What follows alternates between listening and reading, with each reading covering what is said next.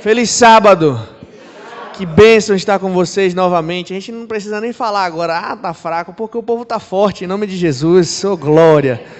Deus seja louvado pela sua presença, seja louvado porque você escolheu ouvir a voz do Espírito Santo e estar aqui mais uma vez para a gente louvar, engrandecer o nome de Deus. E eu estou muito feliz de estar aqui com vocês mais uma vez. Semana retrasada, na realidade, parecia aquele povo do WhatsApp, dei fake news.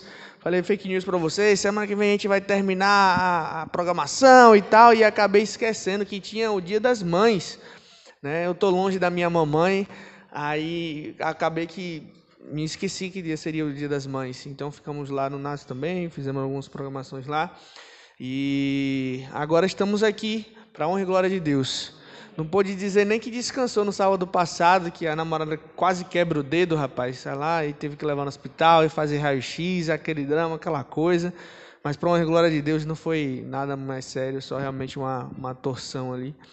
E louvado seja o nome de Deus porque está tudo bem, porque você está aqui.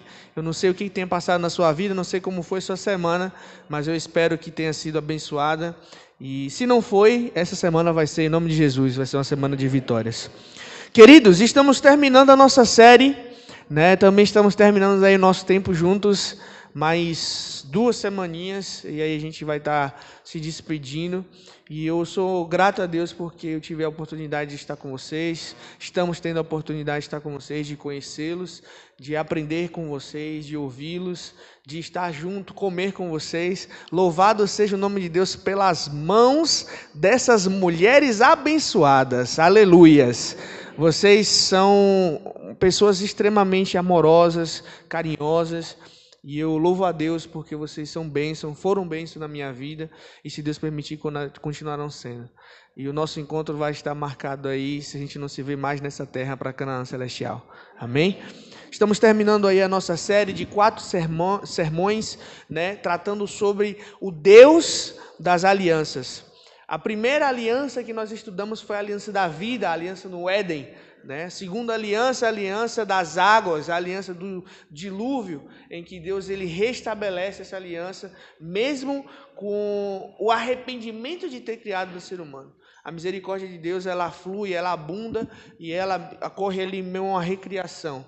Depois nós fomos para a aliança da carne, né? A aliança da carne, aí vimos que a aliança da carne, o símbolo da aliança com Abraão, a separação dessa aliança foi justamente a circuncisão, só que aí a gente também viu que era uma aliança da carne porque deveria haver um sacrifício também. Então, Jesus Cristo, né, o Messias, que era representado por Isaac, ele viria para ser justamente o símbolo dessa aliança, que é justamente essa carne humana que deveria ser sacrificada para a nossa salvação, né? E agora a gente vai encerrar com a última aliança, né, que a gente estabelece aqui do Velho Testamento, seria ali a aliança dos povos, e eu quis colocar uma diferenciaçãozinha, não somente a aliança dos povos, ou a aliança que ocorre no Sinai, mas eu quis trazer uma abordagem diferente. Pesquisei ali um pouquinho mais, li um pouquinho mais de coisa para a gente trazer e entender que dentro de todas essas alianças existe também um elo da graça. Então o título do nosso sermão hoje, o título da nossa mensagem de hoje é justamente esse: o Deus das alianças, a aliança do povo e o elo da graça. E eu quero estudar isso com vocês, eu quero abrir a Bíblia com vocês e estar junto com vocês aí, a gente vai aprender um pouco junto. O Jonas está preocupado que eu botei um bocado de slide lá, ele falou que eu vou terminar 2 horas da tarde hoje. Então, meu irmão, se você fez um almoço, era melhor você ter trazido, porque senão você vai jejuar. Brincadeira, a gente vai terminar aí, a gente vai, vamos orar ao Senhor para que a gente entenda tudo com agilidade, mas também não correndo tanto a ponto de que a gente não consiga compreender qual a mensagem que Deus tem para nós hoje. Com esse espírito de adoração, eu peço que você incline a sua fronte para que a gente possa orar e assim a gente possa estudar a palavra do Senhor, abrir a palavra de Deus. Vamos orar.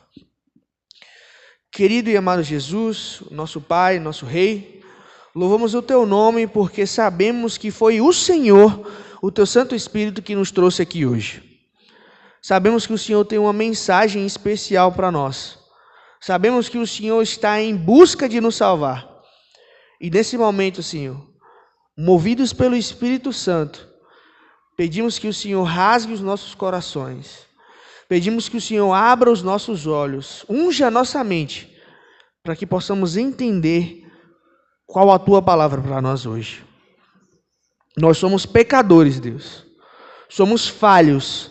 Não somos dignos nem de estar aqui, nem de abrir a Tua palavra, quanto menos de falar por Ti, de dizer o que o Senhor quer para a nossa vida. Mas sabemos que o Senhor é um Deus que redime, o Senhor é um Deus que salva, o Senhor é o nosso Criador e o Senhor nos ama. E é por isso que estamos aqui hoje. Por isso, esteja conosco. Perdoe os nossos pecados.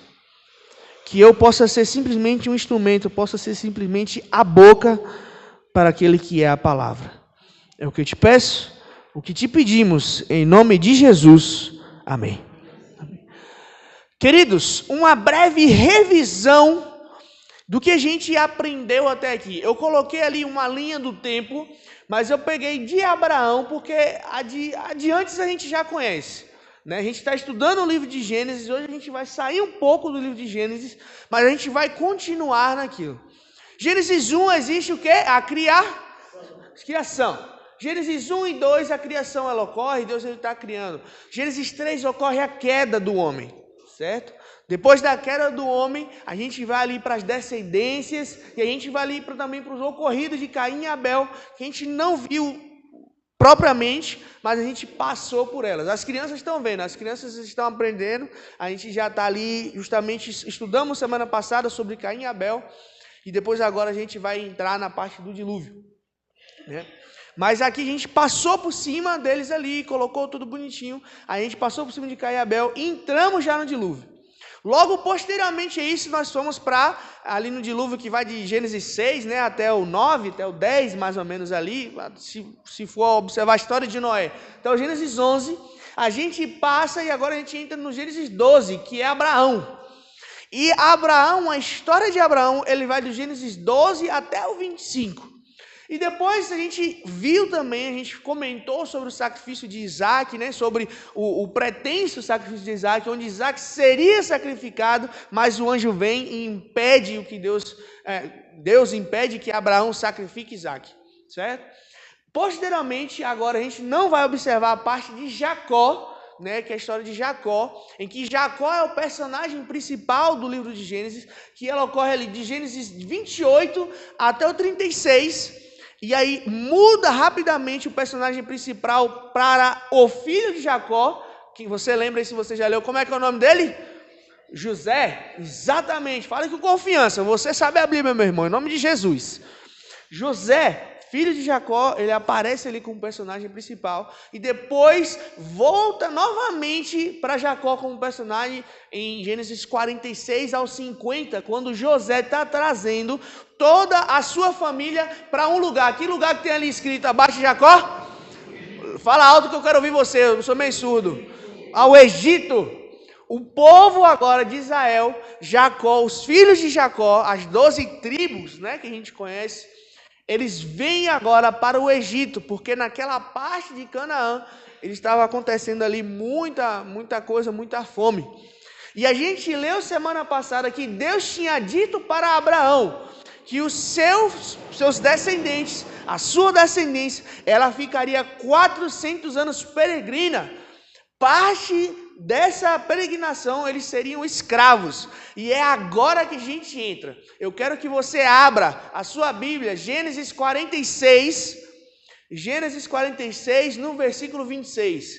Hoje, agora, nesses slides, eu trouxe alguns textos, mas outros você vai ter que ler na sua Bíblia e a gente vai observar junto na sua versão. Eu quero trazer algumas particularidades com a gente, tá? No texto.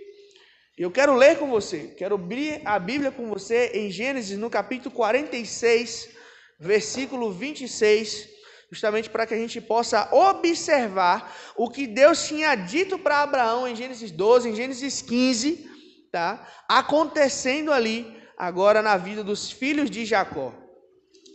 Amém ou misericórdia? Amém. Já achou? Oh, glória, rápido demais. Gênesis 46, o versículo 26. Eu vou ler aqui nessa versão que é mais um pouco acessível. Você acompanha aí na sua versão. Se tiver problema de vista, olhe na sua Bíblia. Se não tiver, pode olhar aí para a TV. A gente vai acompanhar junto, tá? Gênesis 46, 26 diz o seguinte: todos os que foram com Jacó para o Egito, que eram seus descendentes, foram as mulheres dos filhos de Jacó, e eram quantas pessoas tem aí? 66 pessoas. E os filhos de José, que lhe nasceram no Egito, eram dois, certo? Todas as pessoas da casa de Jacó que entraram no Egito, ao total foram quantos aí? Faz a conta, matemático, em nome de Jesus. 66 mais 4 é quanto? Oh, glória! É isso aí, mais e menos, graças a Deus está indo, né? Está passando na matemática. Então, 70 pessoas de Abraão, que só possuía Abraão e Sara, até o seu neto Jacó. Agora nós já possuímos quantas pessoas? 70 pessoas. Agora eu quero que você passe um pouquinho a mais e você vai ler Êxodo. Nós vamos ler juntos e agora não tem tela certa. Você vai ter que abrir a sua Bíblia aí. Êxodo, no capítulo 1, nós vamos ler juntos do verso 1 até o verso 7, capítulo 1, do verso 7 até o verso 14. Êxodo, capítulo 1, do verso 7 até o 14. Vamos observar juntos. Amém? Já achou? Oh, glória, tá rápido. Passa a página, irmão. Versículo 7 diz o seguinte na minha versão: mas os filhos de Israel, pauzinho aí. Quem é Israel mesmo? Vocês sabem? Jacó, exatamente. Israel foi o nome que Deus deu para Jacó a partir do momento que ele luta, né? Se Deus permitir aí, a gente pode fazer uma mensagem sobre isso depois, posteriormente, tá? Mas Israel, que significa justamente isso, aquele que luta com Deus, tá? O homem que luta com Deus. Mas os filhos de Jacó, os filhos de Israel foram fecundos e aumentaram muito e se multiplicaram e grandemente se fortaleceram, de maneira que a terra do Egito, onde eles estavam, se encheu deles. Observa o versículo 8 agora. Entrementes, ou seja, enquanto isso, se levantou um novo rei sobre o Egito, que não conhecera a história de José. E ele disse ao seu povo: eis que o povo dos filhos de Israel é mais numeroso e mais forte do que nós. Olha que coisa interessante, dá uma pausa aí no versículo 8. Haviam chegado 70 pessoas para a terra do Egito, que era muita gente, era um país todo. E mesmo assim, depois de poucos anos, depois de alguns anos que se passam ali, de Jacó, dos filhos de José, os israelitas, eles são abençoados. A promessa de Deus é tão grande na vida deles que eles são abençoados de tal forma que a descendência de Abraão, ela agora se multiplica igual as estrelas que estavam no céu. Eles agora começam a se multiplicar, começam a ser fecundos, e agora o povo do Egito, o novo rei que se levanta sobre o Egito, o novo faraó, ele fala: rapaz, isso daí está errado. Esse povo é fecundo demais, esse povo está mais forte do que a gente. Daqui a pouco eles vão dominar o nosso país, eles vão dominar sobre nós. A gente precisa fazer alguma coisa a respeito disso. Vamos ler aí agora no verso 9, o que ele diz? Verso 10, perdão. Eia, usemos de astúcia para com ele, para que não se multiplique e seja o caso que, vindo guerra, ele se ajunte com os nossos inimigos, peleje contra nós e saia da terra. E os egípcios puseram sobre eles feitores de obras, para os afligirem com as suas cargas. E os israelitas edificaram a Faraó a cidade de celeiros de Pitom e Ramsés. O verso 12 agora. Mas, quanto mais os afligiam, tanto mais se multiplicavam, e tanto mais se espalhavam, de maneira que se inquietavam por causa dos filhos de Israel. Então, os egípcios, com tirania, faziam servir os filhos de Israel, e lhes fizeram amargar a vida com dura servidão, em barro e em tijolos, com o trabalho no campo, com todo o serviço e tirania que serviam.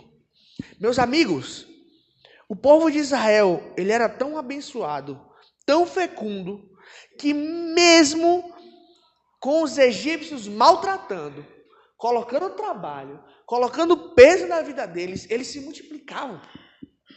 A alegria deles, eles estavam ali, colocavam e tinham filhos, e louvavam a Deus, e faziam uma coisa, e faziam outra, até que os egípcios falaram, a gente tem que fazer alguma coisa, e agora vamos aumentar o serviço.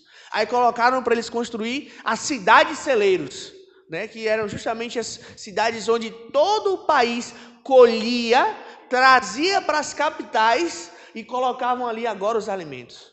Mas isso não bastou. Continuava multiplicando, ainda aumentava mais. Mas o que aconteceu foi que agora a gente vai escravizar esse povo. Vou escravizar esse povo, a gente vai escravizar, bota ele para fazer tijolo, bota ele para pisar no barro, bota ele para fazer alguma coisa, porque a gente precisa dominar esse povo.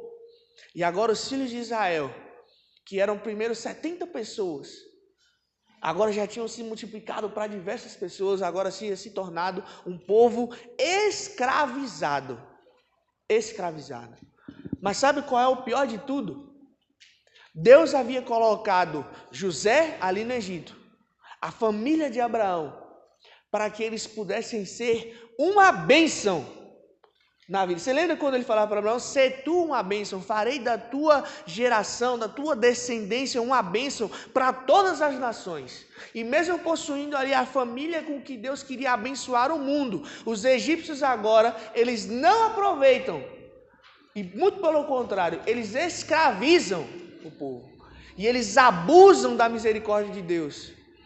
Eles agora escravizam o povo de Deus. Eles agora não utilizam de misericórdia como Deus havia utilizado para eles no tempo da fome, em que um israelita, um descendente de Abraão, havia salvado todo mundo. Obviamente Deus utilizou ele para salvar o mundo. Mas agora os egípcios abusam da graça, não aproveitam a graça.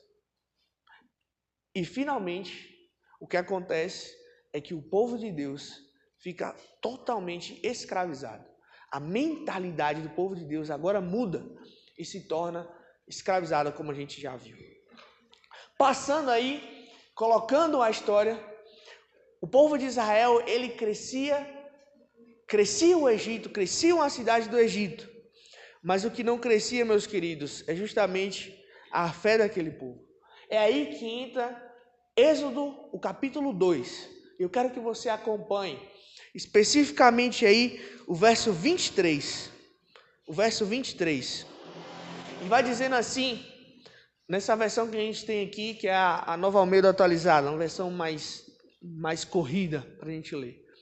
23 diz, decorridos muitos dias, morreu o rei do Egito. Os filhos de Israel gemiam sob a servidão, e por causa dela clamaram. E o seu clamor subiu a quem? A Deus. E ouvindo Deus o seu gemido, lembrou-se, olha a palavra aí, ó. Lembrou-se de quê? Da aliança que tinha feito com Abraão, com Isaac e com Jacó. E viu Deus os filhos de Israel e atentou para a sua condição.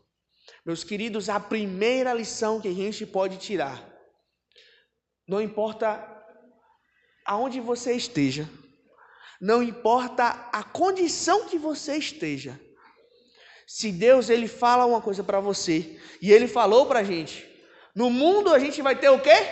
Aflição, mas tem de o quê? Porque eu já venci o mundo. A mesma coisa ocorre aqui.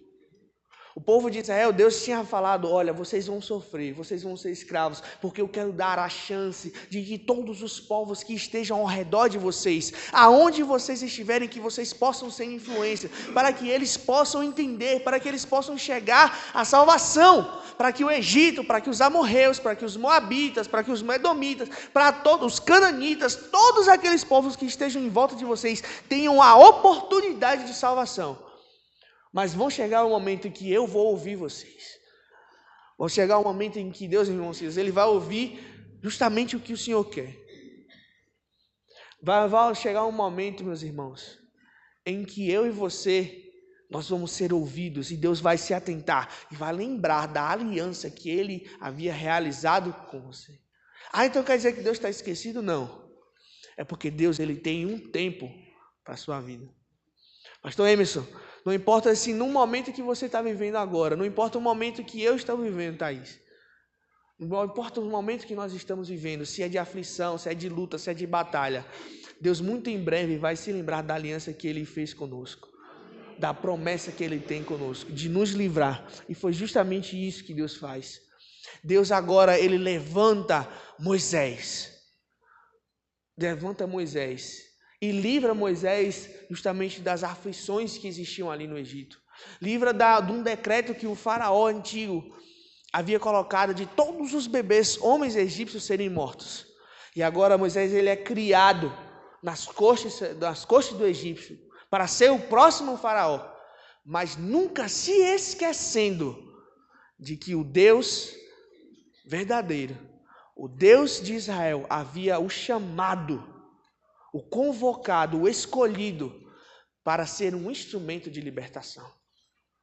Não importa onde você esteja, Deus ele te chamou para ser um instrumento de libertação. Deus ele te chamou para ser um Israel, um Moisés, no meio do seu trabalho, no seu comércio, com o seu chefe lhe oprimindo, com o seu colega mangando de você, fala, cadê seu Deus, não sei o quê, mangando de você, falando que você é preguiçoso porque não trabalha no sábado. Você pode ser um instrumento de adoração, de libertação, aonde você estiver.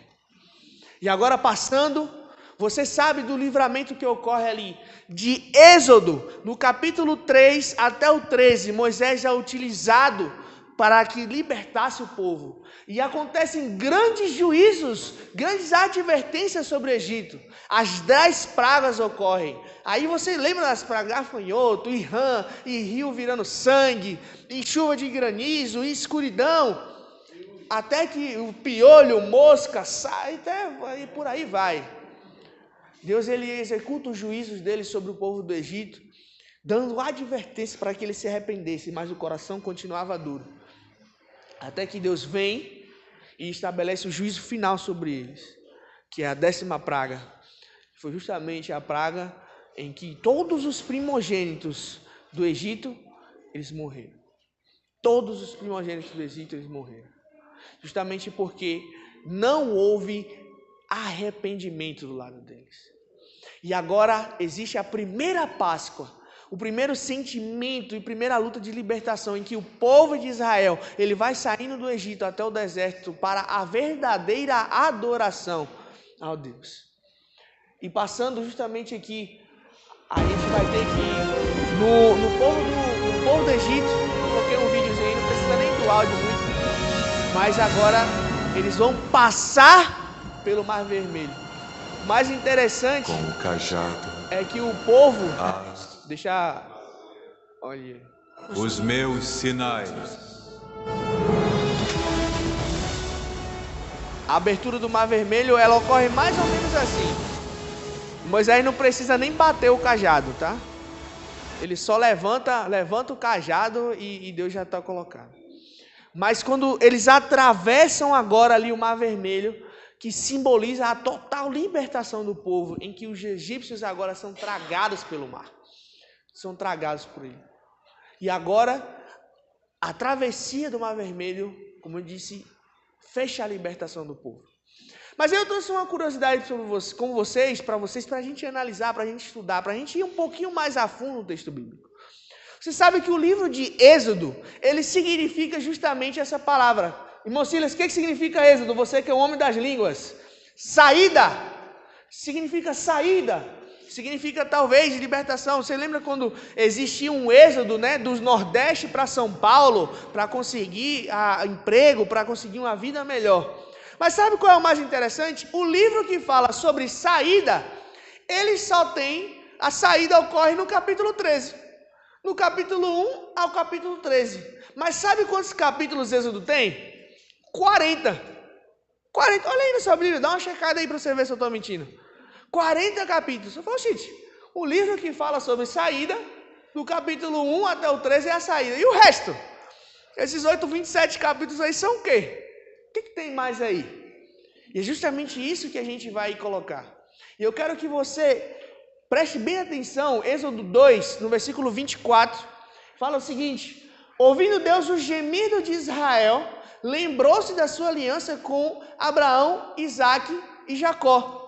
E lembrando dessa aliança, você tem que pensar e lembrar que o povo de Israel tinha sido chamado para ser um povo separado, para ser um povo que ia ser uma bênção para as nações. E para ser uma bênção às nações, ele não podia ser um povo que estava lá escravizado. Então ocorre a libertação e agora o povo de Israel é chamado para o seu verdadeiro propósito.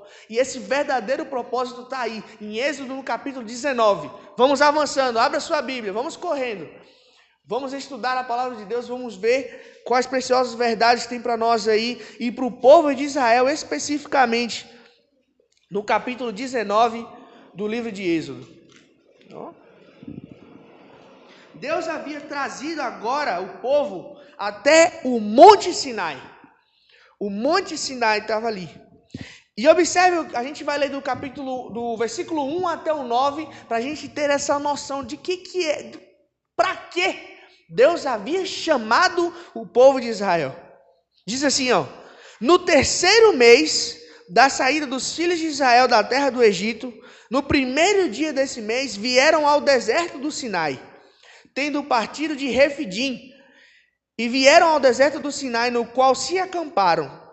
E ali, pois, acampou Israel em frente ao monte Sinai. E subiu Moisés a Deus, e do monte o chamou e lhe disse: assim falarás à casa de Jacó, e anunciarás aos filhos de Israel: tendes visto o que fiz aos egípcios, como vos levei sobre as asas de águia, e vos cheguei a mim. Agora, pois, sede diligente, ouvides a minha voz, e guardardes a minha aliança, então sereis a minha propriedade, peculiar dentre todos os povos, porque toda a terra é minha. Vós me sereis reino de quê? Sacerdotes, e de que mais? Nação santa. São estas palavras que falarás aos filhos de Israel. Olha o verso 7 agora. E veio Moisés, chamou aos anciãos do povo, e lhes expôs diante dele todas essas palavras que o Senhor havia lhe ordenado. Então o povo respondeu em uma só voz: tudo o que o Senhor falou, nós o quê? Nós faremos. Deus ele vem trabalhando com o povo e agora Deus ele fala: vocês vão ser os meus sacerdotes nessa terra, uma nação inteira, como sacerdotes, como pessoas que ouvirão a palavra de Deus e que vão pregar essa palavra. Olha que bênção! Olha o que Deus propõe para aquele povo. Uma nação governada literalmente por Deus, pela palavra de Deus. Não existe uma bênção maior que a gente possa pensar sobre um país, sobre uma nação do que essa. Mas observa aí que a coisa ainda vai ficar melhor. Perceba, verso 8 ele vai dizer que faremos tudo o que o Senhor falou. E Moisés relatou ao Senhor as palavras do povo. O versículo 9 agora. Disse o Senhor a Moisés: eis que virei a ti numa nuvem escura, para que o povo ouça quando eu falar contigo, e para que também creiam sempre em ti, porque Moisés tinha anunciado as palavras do Senhor a seu povo. E agora eu queria trazer para vocês essa imagem aqui, é uma imagem real, tá? Essa é a imagem da cadeia de montanhas do Monte Sinai. O Monte Sinai, que é um lugar real, é um lugar onde aconteceu, ele fica ali naquela parte, ele saindo do Egito, né, indo ali para o Israel, tá? E esse daí é o Monte Sinai visto do vale. Ou seja, o povo ele estava acampado no vale. Estava acampado no vale. E agora Deus falou: eu vou descer no monte e vou falar com você. E olha o que acontece justamente no verso 16. Deus ele desce. E diz: ao amanhecer do terceiro dia, houve trovões e relâmpagos, e uma espessa nuvem cobriu o monte, e ouviu-se um forte som de trombeta, de maneira que todo o povo que estava no arraial tremeu de quê? De medo. Queridos, aí eu trouxe uma imagem aí que fala justamente sobre isso. Olha lá, o monte e o próprio Deus descendo sobre o monte. O próprio Deus habitando com o seu povo. E o mais interessante de tudo isso é que Deus ele vai agora estabelecer a sua aliança. Ele vai falar, vocês vão fazer isso, as regras são essas, isso daqui, tudo aquilo que a gente já estudou, que ele fez com Abraão, que ele fez com Noé, que ele fez com Adão e Eva no princípio também, ele vai colocar e ampliar isso, porque agora eles queriam que fosse uma nação, sacerdotes, nação santa. Deus ensina e estabelece a sua aliança com o povo de Israel. Do Êxodo, do capítulo 19 até o 24. E agora, o mais bonito que acontece é que Deus ele pega todo o livro da aliança. Moisés, pega o livro da aliança, lê para o povo. E eles disseram novamente, tudo o que o Senhor falou, nós faremos e obedeceremos. Nós vamos obedecer. E agora, um capítulo depois, vem a parte mais bonita para mim, uma das mais bonitas da Bíblia, que diz o seguinte: Deus, falando para Moisés, falando para o povo, farão para mim um santuário, para que eu possa habitar no meio deles. Deus, em busca do homem, ultrapassando todos os limites, todas as barreiras do pecado, e agora querendo morar junto com o povo de Israel. E Israel falou o quê? Tudo o que o Senhor falou, nós faremos, nós obedeceremos. Agora, os israelitas obedecem, eles recebem instruções dos santuários. De Êxodo 25 até o 31, o santuário vai ser desse jeito, a arca da aliança vai ser desse jeito, vai ser dividido entre pátio, lugar santo e santíssimo, e o povo a gente vai fazer e começa a construir, começa a fazer aquilo. Só que aí ocorre Êxodo capítulo 32. Eu quero convidar você a abrir a Bíblia. Êxodo capítulo 32. O nosso estudo agora, ele vai adiante. E mesmo depois de tudo aquilo, algo ocorre. Algo que não deveria acontecer. Capítulo 32, amém? Versículo 1 diz o seguinte, na minha versão. Acompanha aí na sua. Mas, vendo o povo que Moisés tardava descer do monte, Deus estava dando a instrução do santuário para Moisés. Acercou-se de Arão o povo e ele disse: levanta-te, faze-nos o quê que está aí? Deuses que vão adiante de nós.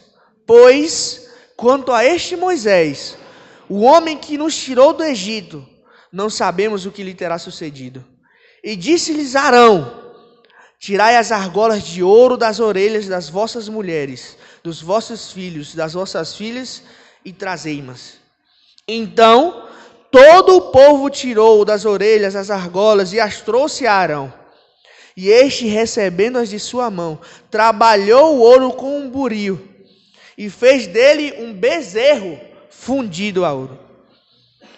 Então disseram: são estes, ó Israel, os teus deuses que te tiraram da terra do Egito. E Arão, vendo isso, edificou um altar diante dele, e apregoando disse: amanhã será festa ao Senhor. Olha para cá, meu irmão. Mesmo depois que Deus tinha feito maravilhas, mesmo depois disso daqui estava acontecendo, o povo estava vendo isso daqui. Estava vendo isso. Deus continuava lá. O povo agora, porque Moisés demora, ele fala: constrói para a gente um Deus, para a gente seguir esse Deus. Porque a gente precisa de alguma coisa para guiar a gente precisa ver alguma coisa, a gente precisa saber de alguma coisa, precisa tocar, a gente precisa de alguma coisa, a gente precisa de sensorial, a gente precisa ver, precisa saber. Meus queridos irmãos, quantas vezes, porque às vezes Deus demora para agir na sua vida, eu e você não adotamos outros ídolos e outros deuses na nossa vida. Porque Jesus está demorando para a segunda vida. Quantas vezes eu e você, a gente não adota, a gente não pede, às vezes, para as pessoas que a gente confia, para os nossos sacerdotes, para aquelas pessoas que a gente vê, que a gente acredita. Eu preciso de alguma coisa que me guie, porque Jesus não volta. Jesus não está voltando. E aí, o que eu vou fazer? Queridos, a espera, a paciência, ela edifica o caráter, edifica a nossa fé, aumenta a nossa fé.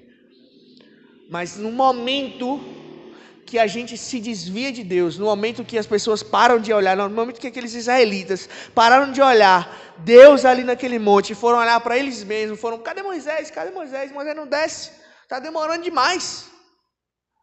Sabe o que acontece? Outros ídolos são edificados na nossa vida. E muitas vezes os ídolos da gente não são mais um bezerro, uma coisa. Mas sabe o que pode ser o seu ídolo, meu irmão? Às vezes o seu ídolo pode ser o seu trabalho. Às vezes o seu ídolo pode ser o seu comércio. Aquela lojinha que você lutou tanto para ficar lá. Às vezes o seu ídolo pode ser o seu objetivo. Eu quero um carro. Eu quero uma casa. E a gente vai trabalhando, a gente vai falando. Às vezes o seu ídolo pode ser uma pessoa. Seu marido, sua esposa, seu filho, seu amante. Às vezes o seu ídolo pode ser uma coisa tão simples. Pode ser uma ferramenta que simplesmente existe para auxiliar você. Talvez o seu ídolo seja o celular. Seu ídolo seja o computador. Talvez o seu ídolo seja pornografia. Talvez o seu ídolo seja o seu time de futebol. Que você não pode aguentar ver um joguinho no sábado do seu time de futebol, um joguinho assim que você já se transforma. O caráter do cara se transforma. Ele é calmo. Não, meu irmão, aqui é gentil, fala bem. Na hora que o Corinthians aí, o Flamengo, o Vasco, misericórdia, Vasco não. Mas São Paulo tá subindo agora, pelo amor de Deus. Começa a falar do time, o cara se transforma e vira aquela, vamos, sei o quê, São Paulo, e grita gol, e passa uma hora e meia, aí assiste o jogo, aí no outro dia assiste o Globo Esporte, porque tem que ouvir o comentário, no outro dia assiste o Seleção Esporte TV, porque precisa ouvir não sei o que lá, e vai fazendo, e a Bíblia, irmão? Às vezes você trabalha, isso pra gente também, sabia? Obreiros bíblicos, pastor, isso não me deixa mentir. Às vezes a gente quer tanto trabalhar para Deus. E o seu momento com Deus? Você teve? De manhã? De tarde? Momento com a sua família, que Deus mandou você ser o sacerdote do seu lar. Fez alguma coisa com eles? Meu querido esposo, não, né? O querido esposo aí. Um momento com a sua esposa. Teve um momento para ser fecundo, multiplicar, em nome de Jesus? Teve ou não teve? Minha querida esposa dessa igreja, teve o seu momento para cuidar da sua casa, para educar os seus filhos? Ou você está tão atordoada com a atividade, é o trabalho, é a igreja, é isso. E agora a gente vai fazer que nem Adão e Eva. A gente vai botando a culpa, um acha a culpa em outro, e depois a gente volta a culpa para quem? Para Deus. Moisés está demorando para descer, rapaz. A gente só pegou por causa disso, Moisés está demorando para descer. Deus havia acabado de estabelecer uma aliança. E eles agora rompem essa aliança. E eu quero continuar lendo com vocês. O que acontece aí posteriormente? É bonito. A gente parou aí no verso 5, né? Amanhã será festa ao Senhor. Ainda fala que é de Deus. O bezerro está aí, mas é de Deus. Deus que mandou. É porque é Deus, é tudo Deus. Verso 6. No dia seguinte, madrugaram. Acordou cedo. Acordar cedo para orar, para ver se Moisés estava voltando, para orar para o Moisés que estava lá em cima, tadinho, no mente, escrevendo e planejando e fazendo tudo e tendo plano com Deus. Ninguém quer. Mas acordar cedo para adorar, para fazer qualquer coisa, para ir para o seu... Na Bahia a gente fala baba, né? Aqui vocês falam a pelada, né? Para ir para a pelada, para ir fazer não sei o quê, para ir para a feira, para ir para a roça, para ir passear, para ir para o balneário aí. Ninguém quer. Verso 6. No dia seguinte madrugaram e ofereceram holocaustos e trouxeram ofertas pacíficas. E o povo assentou-se para comer e beber. E levantou-se para o quê? Divertir-se. E beber. E levantou para divertir-se. Verso 7. Então o Senhor disse a Moisés, olha que coisa interessante, presta atenção nesse agora. Então o Senhor disse a Moisés, vai e desce, porque o quê? O teu povo que fizeste sair do Egito se corrompeu. E depressa se desviou do caminho que eu lhe havia ordenado, e fez para si um bezerro fundido e o adorou. E lhe sacrificou e diz, são estes, ó Israel, os teus deuses que te tiraram da terra do Egito. E disse mais o Senhor a Moisés, tendo visto este povo, eis que é um povo de duas cerviz. Agora deixa-me para que acenda contra eles o meu furor e os consuma.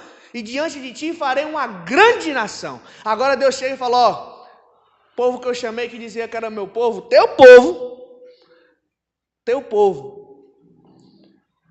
já quebrou a aliança. Tem nem um ano. Tem nem 6 meses, tem nem nada. Tem 3 meses que saiu do Egito, acabei de fazer tudo. Estou aqui colocando o estabelecimento. Vou morar com esse povo. Estou estabelecendo as regras para eu morar com esse povo. E o povo ali agora acaba, quebra a aliança. E Deus fala, eu vou destruir todo esse povo. E vou fazer de você, Moisés, uma grande nação. Meu amigo, minha amiga, Moisés já tinha passado uns perrengues com esse povo já. Moisés já tinha tido paciência demais com esse povo. Moisés já tinha até mesmo, e peca contra Deus. Por causa do povo, por causa da influência desse povo. Se eu e você, a gente fosse Moisés, o que será que a gente falaria quando Deus falava assim, ó, eu vou destruir esse povo? Pastor, você está rindo lá, eu acho que o pastor ia falar, ó, desce fogo, taca fogo nesse povo aí. Taca fogo. E meu amigo, eu não sei o que eu falaria não. Demorou, fala, bora Senhor. O Senhor é Deus, o Senhor sabe de todas as coisas. Joga duro. Demorou. Tá demorando já, demorou até. Não pode botar água, então taca fogo. Não vai, o Senhor prometeu que não vai ter mais água, taca fogo nesse povo. Sabe qual é o mais interessante? Deus, quando fala isso a Moisés, Ele está querendo refletir alguma coisa em Moisés, ele está querendo ver alguma coisa que tem em Moisés. Vamos acompanhar, ver qual é essa coisa no restante do verso, no restante do capítulo. Versículo 11. Porém, Moisés, ele faz o quê? Suplica ao Senhor, o seu Deus, e disse, por que se acende a tua ira contra quem? Olha, agora ficou o jogo, né? Deus falou, o teu povo. Aí Moisés, meu povo não, teu povo. Teu povo.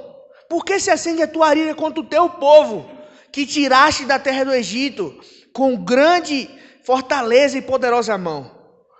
O que vão dizer os egípcios? Com maus intentos tirou para matá-lo nos montes e para consumi-lo da face da terra.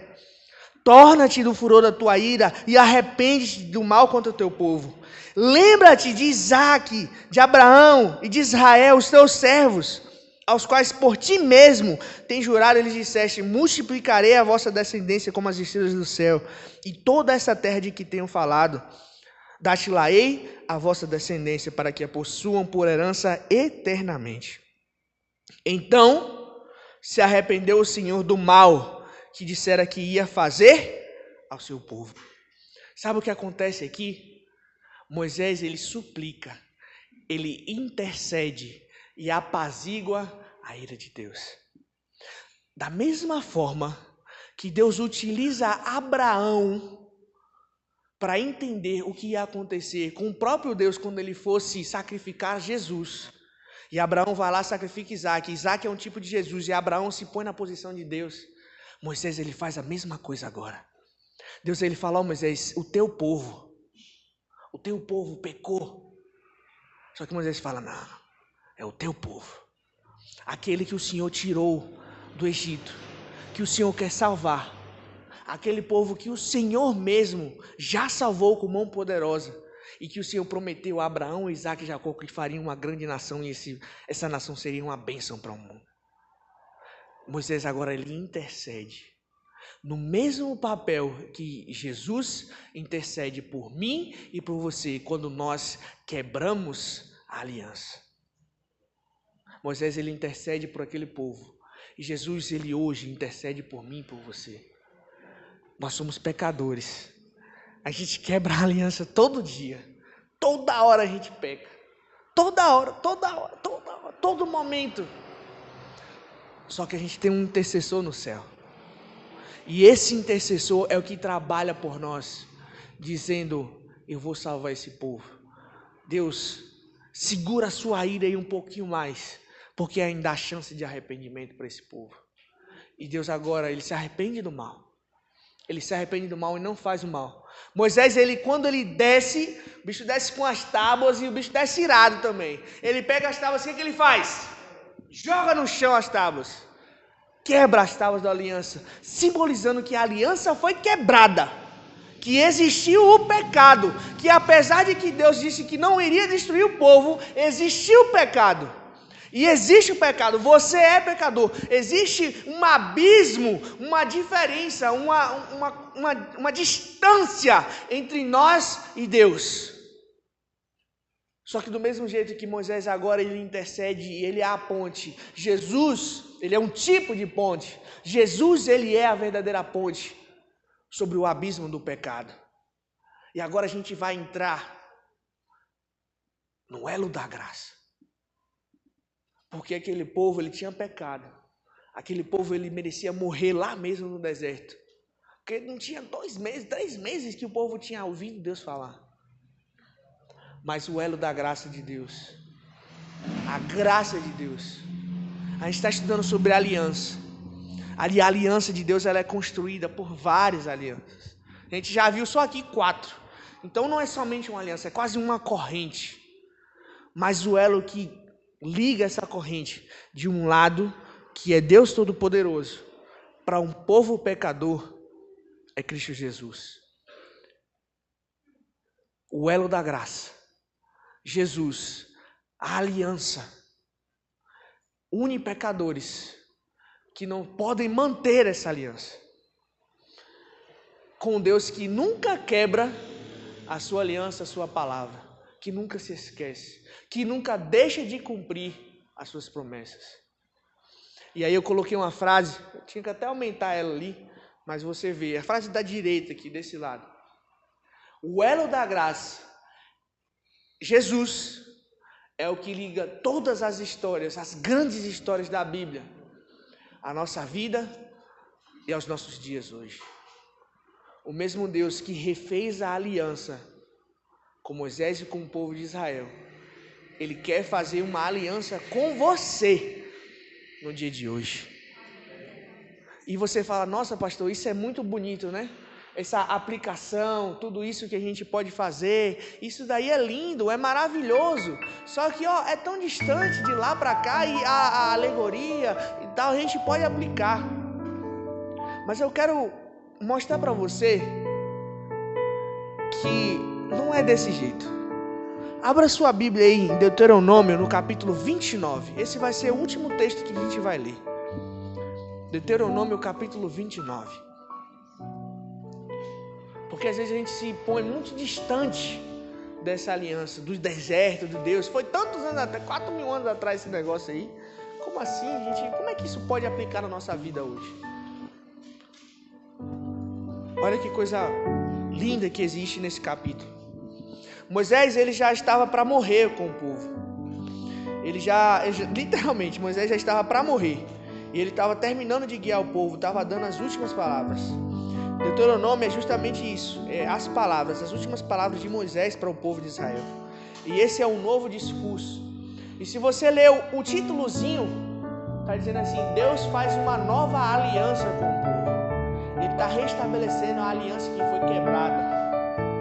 Olha o versículo 1 que aqui diz: são estas as palavras da aliança que o Senhor ordenou a Moisés: fizesse com os filhos de Israel na terra de Moabe, além da aliança que fizeram com eles em Horebe. Ou seja, além da aliança que eles fizeram em Sinai, agora eles estavam ali perto de Moabe, na terra de Moabe. No versículo 2 ele vai dizer: chamou Moisés a todo Israel e lhe disse: tendes visto tudo quanto o Senhor fez na terra do Egito perante vós, a Faraó e todos os seus servos e toda a sua terra.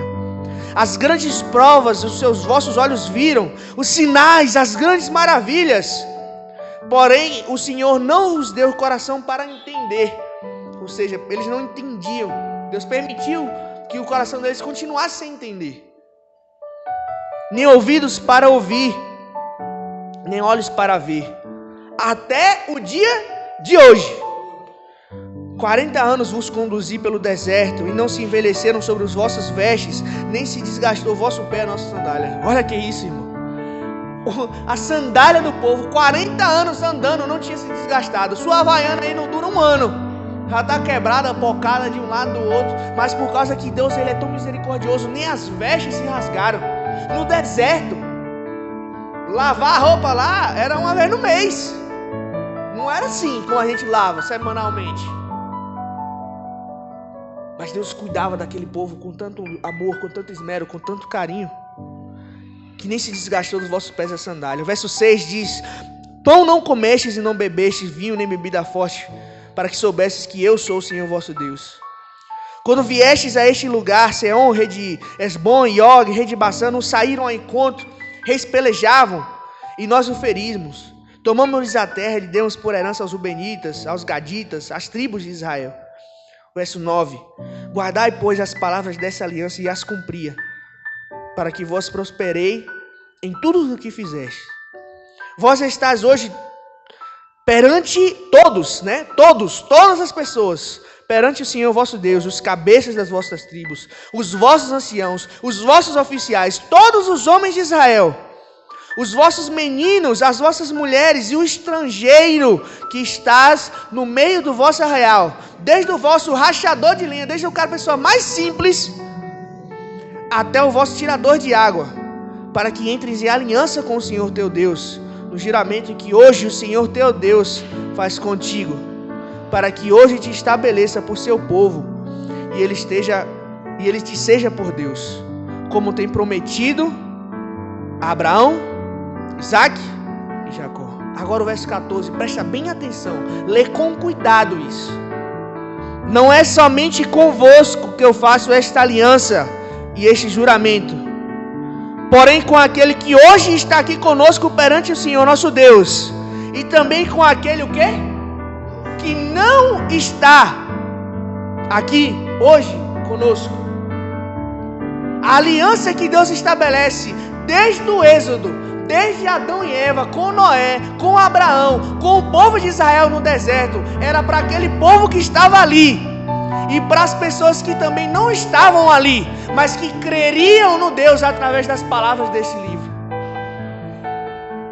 A aliança que Deus estabelece, o elo da graça que une as histórias da Bíblia, de Abraão, Isaac, de Jacó, é o mesmo elo que nos une hoje, através da fé num Deus que cumpre as suas promessas. E apesar da rejeição de Israel de ser o povo de Deus, ele elege agora um Israel espiritual. Israel, ele quebra essa aliança. Ele não aceita essa aliança. Mas agora Deus elege uma nação santa, um povo eleito, um sacerdócio real, que são todos aqueles que creem em Cristo Jesus. Deus, ele estabelece a aliança com você. O elo da graça, ele nos une desde o Éden ao deserto, aos nossos dias e até as mansões celestiais, onde agora a aliança será eterna, onde agora eu e você não teremos mais dor, não teremos mais sede, não teremos mais pranto, mas somente ouviremos e cumpriremos o que Deus quer para a nossa vida. O convite de Deus para você agora é o seguinte: do mesmo jeito que você ouviu as palavras deste livro, que você entendeu que Jesus, ele é o elo da graça, que Jesus, ele é a conexão, ele é o link entre nós, entre Deus, entre o povo, entre todas as pessoas, por que você não fala dessa mesma graça para outras pessoas? Por porque você ainda não prega, porque você ainda não sai da sua casa, porque você ainda não abre a Bíblia com a pessoa que está do seu lado. Você lembra do que Deus colocou para Abraão? A mecânica da eleição é você e não é a outra pessoa, mas é você por causa dessa outra pessoa.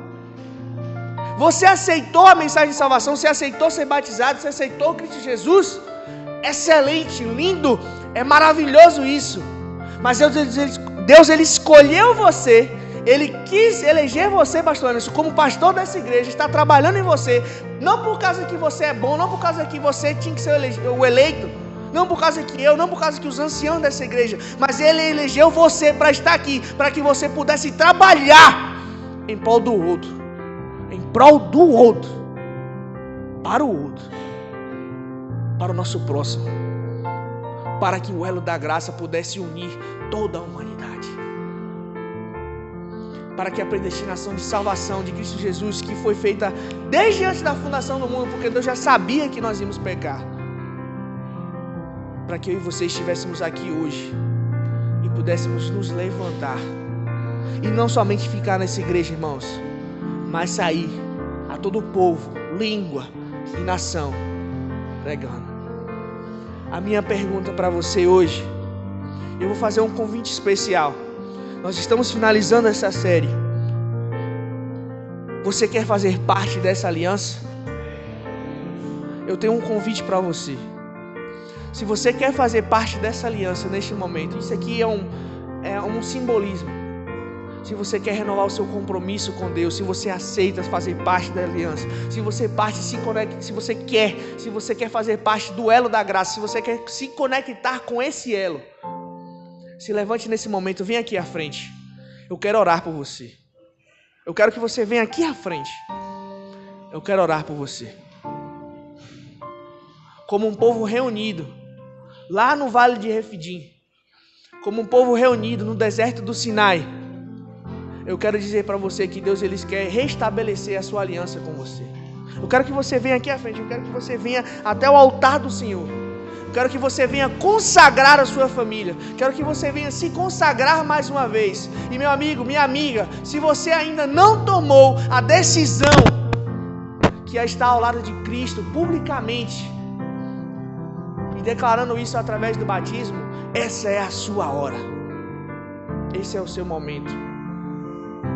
Porque a gente não sabe o dia de amanhã. Eu não sei o que vai acontecer no dia de amanhã, meu. Eu não sei o que vai acontecer no dia de amanhã. Eu não sei o que hoje eu vou passar. Não sei que na volta se vai acontecer alguma coisa. Não sei. Deus, Ele sabe. Mas de uma coisa eu sei. Eu sei em quem tenho crido. E como Jó disse, eu sei que o meu Redentor vive. E por fim, Ele se levantará sobre a terra. Que o mesmo Deus que estabeleceu a aliança com Adão e Eva, com Noé, com Abraão, com Isaac, com Jacó, com o povo de Israel, que essa nova aliança que é Cristo Jesus, Ele possa estar com você. Vamos orar nesse momento. Depois de orarmos, nós vamos nos assentar, a gente vai ouvir um louvor e aí nós vamos encerrar nosso culto, nossa consagração ao nosso Deus. Vamos orar. Querido e eterno Deus, louvado seja o Teu nome, Senhor, porque nenhum de nós é digno de estar aqui. O Senhor sabe dos nossos pecados, o Senhor sabe do nosso coração, o Senhor sabe o quanto nós somos falhos, o quanto nós pecamos, o quanto nós fazemos coisas erradas perante Ti, ó Senhor. Mas nós também conhecemos o Deus poderoso que pode limpar os nossos pecados. Nós conhecemos o Deus poderoso que une as nossas vidas à de Cristo Jesus. Conhecemos o Deus que pode renovar a nossa vida. O Deus que pode refazer a nossa história. O Deus que apaga as nossas transgressões e não mais se lembra dela. O Deus que estabelece uma aliança eterna através de Cristo Jesus. Aliança em que nós vamos sentir e saber e ver a consumação final quando Jesus Cristo raiar nas nuvens dos céus. Estou aqui com esse grupo, Senhor, de pessoas do São José, pessoas que o Senhor não me concedeu a bênção de estar com eles, de falar com eles, de aprender com eles, de ensinar, de estudar, de comungarmos contigo, Senhor. Eu queria implorar do mais alto dos céus, não porque a gente merece, mas uma oração que o Espírito Santo transforme e leve até o trono de graça de Jesus que está nesse momento, até o trono de graça de Deus. Que o Senhor abençoasse esse povo, Senhor. Que o Senhor derramasse o teu Santo Espírito sobre essa igreja, para que essa igreja possa ter poder para sair, para pregar, para conectar pessoas ao elo da graça que é Cristo Jesus. Faze presente o nosso coração, Senhor. Infelizmente, nós ainda vamos pecar, nós ainda vamos quebrar essa aliança novamente. Mas que o Senhor possa estar conosco. Que o seu amor possa estar em nossa vida, iluminando os nossos corações. E que as pessoas lá de fora, elas possam enxergar Cristo Jesus em nós. Que o teu poder se faça presente sobre nós, nos transformando, mudando quem nós somos, tirando o nosso coração de pedra e nos dando o nosso coração de carne, um coração que é de acordo com a tua imagem. Isso nós te pedimos, ó Deus, não porque nós merecemos, mas porque confiamos em Cristo Jesus, que vive, que reina para todo sempre. Amém. Amém. Você pode